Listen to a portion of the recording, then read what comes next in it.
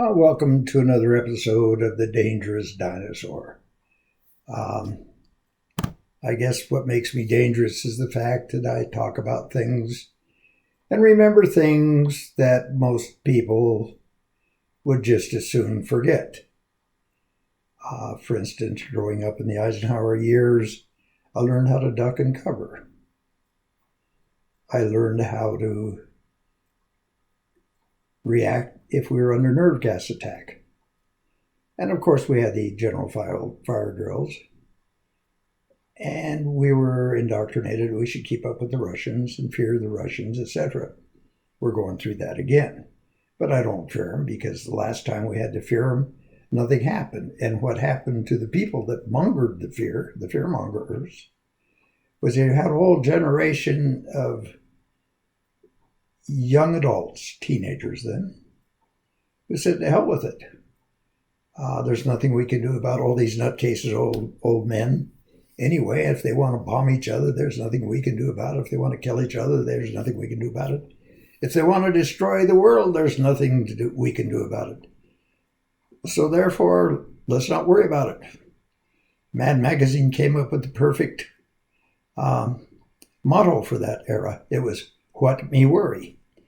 So since we didn't have to worry about dying, being fried, barbecued, poisoned, etc., we decided to live. And hence came people like beatniks, who sat around looking at other things in life rather than how to engineer destructions through thermonuclear devices and things such as this. And the beatniks morphed into hippies, and hippies decided love was a lot more fun than hate, and sex was more fun than beating people up, and let the old people have their wars in Vietnam, Thailand, or wherever. Let's just smoke dope and have sex and have fun. And that's sort of what happened. Well, people my father's age didn't know quite what to make of that. And their whole life being was, give our children something better. We don't want our children to go through World War II. We don't want our children to go through a depression. And we know what stops that. And you should work hard, go to school, prostitute yourself to your corporate masters, get ahead, and you could have a summer house, and you could have a boat on a lake and an RV and have a nice existence if you just go along with the program. Well, that was probably an idyllic existence until we started taking ourselves real seriously and doing things like forming NATO after we'd already formed the United Nations. And then working out various probes in order to test the other side. The Russians sent up Sputnik and scared the hell out of the United States and other European nations, and we started keeping up with the Russians before we learned there was nothing really to keep up with. So, with that, I was inculcated at a very young age that I should go to college. And I should do that so I could serve corporate masters better and make a better show of life than my non-competitive classmates or whatever. Non-advantaged classmates. I don't know what the hell you'd call them. But anyway, there's a lot of us, and we knew who we were. And we were sort of told we're going to do science and engineering, make lots of money, and be very successful and things like that. Well, some of us didn't really give a shit about making more money or being successful or whatever. It was more fun to play hippie. It was more fun to play beatnik. It was more fun to play, period. So they called us rebels, made movies about us called Rebels Without a Cause, whatever. It was just a matter we didn't want to conform to the the life of working for Pfizer or Lockheed, Merck, etc., that it would be more fun to do something else, like sit around, think about things, write poetry, write music, go to concerts, go to plays, make fun of the business majors, things like that. Well, these were serious times. We had the Red Scare, we had Russia's putting up Sputnik, etc. And we had a great Red Scare. There was the McCarthy era. My father, World War II vet and Legionnaire, he was president of the Legion in Colorado for a while, viewed himself very patriotic, stayed behind after VE and helped liberate concentration camps and served with Patton on the Marshall Plan. Things like that, which was considered a duty for a lot of people, for patriots especially. And most men at that time going through the Battle of the Bulge, little instances like that, felt themselves patriotic, and they inculcated it into us. And in a small school, we had weekly reader with little patriotic inserts in it. Our teachers were did that. We had prayers after lunch and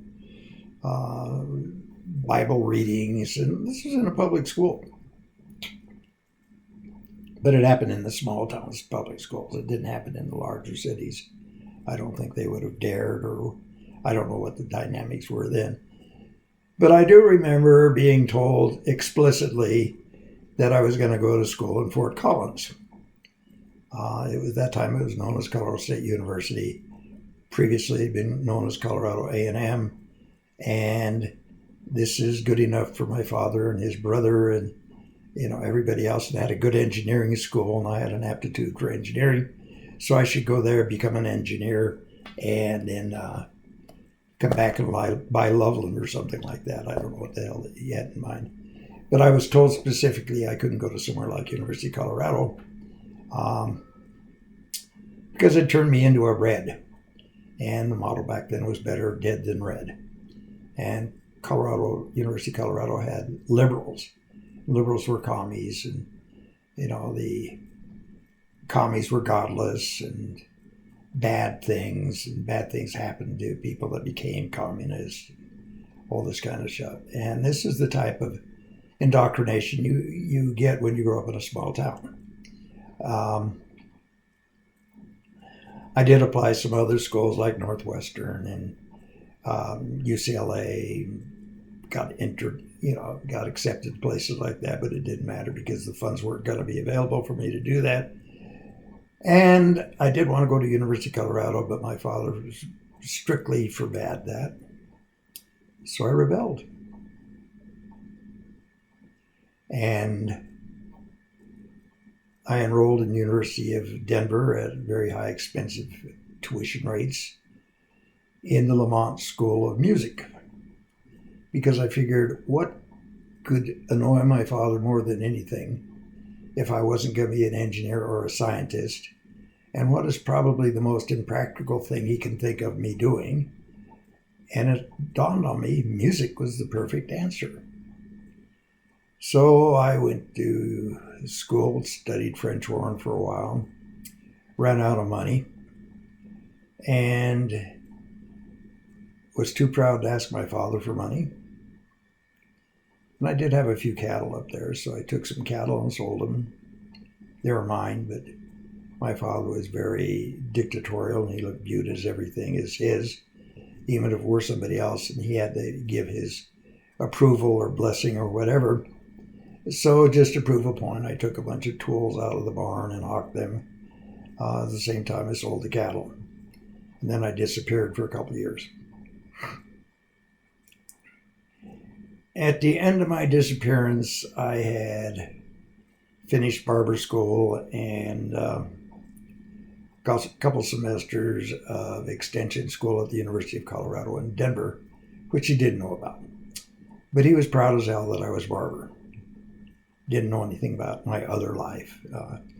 And he was glad that I gave up French horn because I couldn't make a living at it, even though I think I was pretty good, and so did others. From there, I went to school at University of Colorado, and I went to other schools for class occasionally. Ended up wanting to get out of here.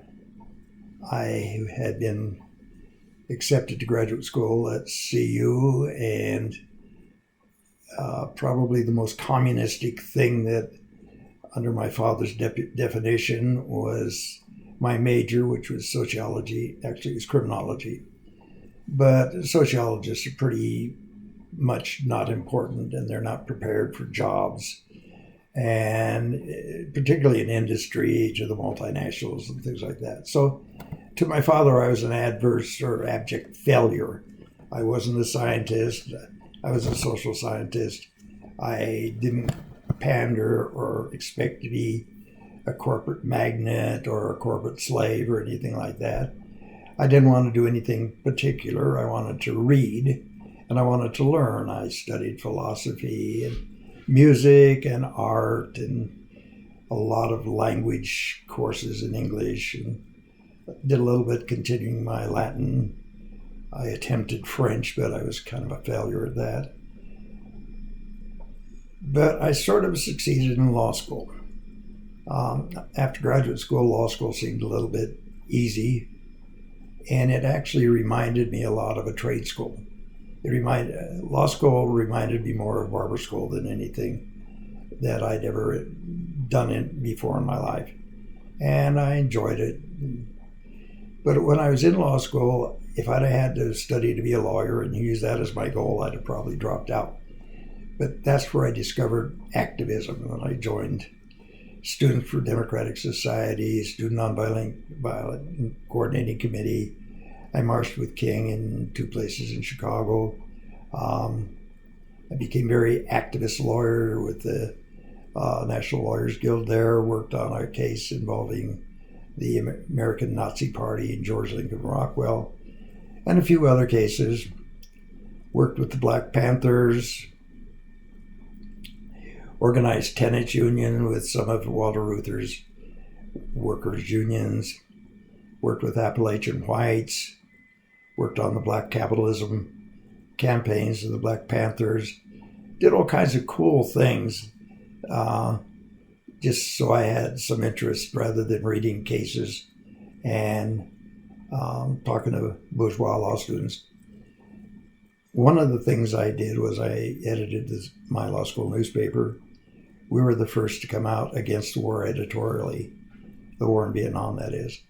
I belonged to a group called Committee of 1,000 with Hans Morgenthau. We went up to Wisconsin and put some grave markers on their quadrangle, made Life magazine and things like that. One of the things that we did is we burned out a lot of mimeograph machines. Younger people didn't understand what mimeograph machines were, but the activists back then were real serious. We were organized because a lot of us came from a specialized group they pulled out in order to keep up with the Russians. They told a bunch of us, you're going to be the new leaders. They paid for college, they paid for tuition, gave us advanced courses. And then Vietnam come along and they said, we'll go serve. And we said, screw you. You didn't teach us to be dummies. And that kind of yielded to the resistance. And the resistance wasn't resistance as such. It was more an intellectual result on why do you want us to go there. I started a group, the Constitutional Amendment Committee for Colorado, and my view and my position was the Constitution says Congress shall declare war. And just because those bastards aren't brave enough to do so, or they don't have the strength or courage to do so, doesn't mean I should let them get away with murdering us. So I drafted a petition for Coloradoans that provided that no Colorado residents should be drafted for an undeclared war. In other words, you want to draft us for a war, then declare war and we'll go. But if you don't want to do your part, why should we do ours? It made me real unpopular among the older vets, World War II vets, who thought, my country, right or wrong, my country. Didn't really know the constitutional ramifications.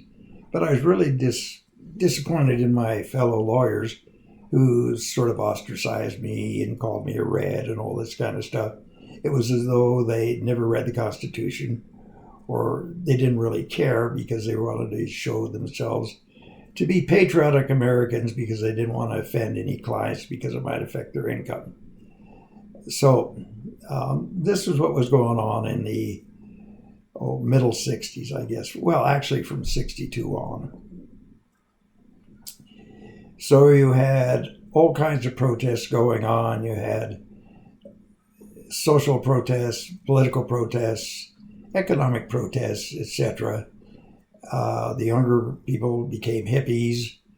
The older of us were a little more pragmatic on our anti-war activities. Some of us got prosecuted in Chicago. Some of us got murdered. Some of us got beaten up really badly. All you had to do is look at the Chicago Convention of '68 to see what the climate was there. Like NCIS and stuff. So, in any event, this is what's going on. So, you had all these people invading Boulder. Boulder was a big hippie capital. Everybody wanted to go to Boulder. A comet was going to strike the world, and Boulder would be the only safe place. So, of course, I had a lot of people my age that had long hair and things like this. One of which, coincidentally, had been a military policeman in Vietnam. Had flowing, long, blonde hair, very good-looking guy. We went into this restaurant around the corner on the hill where the campus was in Boulder one time. And the owner came out and refused to give us service. Now, I'd been through that in the South, so I'd been through the routine, and I went through the question and answer things. And so finally, he said, well, it's a health problem that I don't have to serve you. And I said, well, what kind of health problem is that? Well, long hair. Well, I don't have long hair. Well, your friend does. And we can't serve him because he has long hair because it's unsanitary. And I said, well, there's a lot of ladies here in the restaurant that have longer hair than he does. Well, I don't want to serve you. I said, well, why don't you want to serve me? Well, because you guys smell. And I looked at the guys and I said, do I smell to you? And he said, no. He said, you don't smell to me. Well, hippies smell. They smell like marijuana all the time. They smell like this, that, or the other. No matter what, I'm not going to serve you. So that was in 1967. By 1968, they begrudgingly served a lot of the hippies. And a lot of it was because they had money. And a lot of it was because they were becoming accepted into our society. A lot of my friends who were in the service with short haircuts would buy wigs and come to Boulder to visit. My younger brother was in the Air Force, and he later became a member of what they called Blue Light, which was the first anti-terrorist squad. He trained with the SAS, with the Germans, the Italians, and various other anti-terrorist squads. He was in Egypt when they stormed the President Anwar Sadat. Won 2 distinguished flying crosses, and was in another unit called the Green Hornets. And there wasn't a commie vein in his body. He also went to Colorado State University because he wanted to please my father, and was in ROTC there under a guy named Major General Edwin Walker, who got fired from NATO indoctrinating troops and run an ROTC unit up in Fort Collins. So anyway, I think with my background and things like this, I can look down on people that call me a commie and everything else and rather laugh at them. But the important thing is this kind of strife was going on, and this is what Boulder, Colorado was experiencing at that time. The real problem with Boulder, Colorado is they made atomic bombs near here. They had a lot of intelligence operatives near here, or here. We trained Vietnam pilots in the 60s. There was a lot of CIA activity. There was intelligence activities. And all of this other stuff was going on. And the right wing here kind of exposed a lot of what the government security people were doing. It was kind of comical from my position to watch all this, because the super patriots, right wing here, the Birchers, etc., were probably the biggest threat to national security that existed at that time, but nobody really saw that. And there was a certain class thing that went along with that. You had the old town people that were here first, sort of. The university was viewed as a encampment of pinkos, and there was a lot of right-wing activity along with the John Birch Society and things such as this. And I can remember, like, one time I was in Gunnison, Colorado, and I had a University of Colorado sticker on my car, and the gas station attendant came up and he said, "You one of them there Boulder, Colorado commies?" And at that time I'd been a union president, which was kind of ironic, and I explained that I wasn't. But that was the perception at the time. And there was another undercover thing that people didn't realize. I was on the Colorado Labor Council for a while and used to get really involved in that and some of the things that would happen. And I used to go to the town council meetings and the commissioner meetings, things like that. And I can remember one town council meeting where the founding fathers of Boulder, our great leaders, were discussing who should live in Boulder and who shouldn't. And there was a serious discussion about whether or not they should outlaw lunch pails in Boulder because it had the wrong image. They had a policy, a definite policy, stated policy, that the proletariats or the workers, whatever, should live in suburban areas like Louisville and Lafayette and keep Boulder free for the beautiful people, the trust funders, etc. And that was a stated policy at one time in Boulder. They wanted to get rid of minorities. They wanted to get rid of poor people. There was a section in town, low-cost housing, where blacks and Hispanics tended to live. And it was called Water Street. And they tore that down and put in a 4-lane freeway from downtown to a shopping center called Crossroads, and destroyed all the low-cost housing doing so. And that was called urban renewal. And a lot of urban areas essentially did that. They did that. Chicago putting in the Circle campus, getting rid of all the blacks and other poor people down there. And it was an accepted practice. It wasn't nearly as bad as redlining, but it was close to it.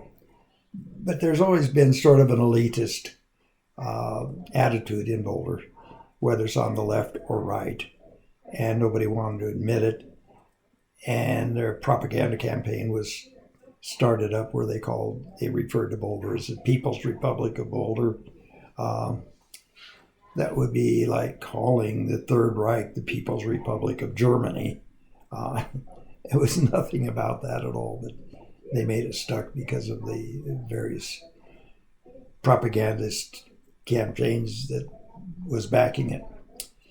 So it was interesting growing up here, all of that stuff that went on, all of the imaging, all of the posturing, and it didn't really strike me, or I couldn't really understand it until I studied postmodern social theory, and then it all sort of makes sense when you look about the theory of propaganda and how propaganda and later on advertising affects thinking and affects human behavior and things like this.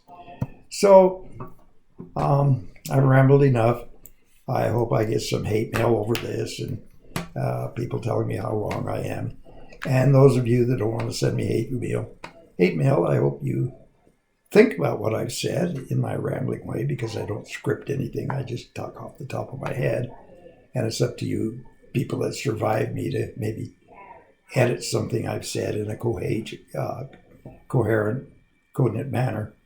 But until then, if I really would welcome your comments and your criticisms or whatever you want to do. And I hope you view my next episode. Thank you very much.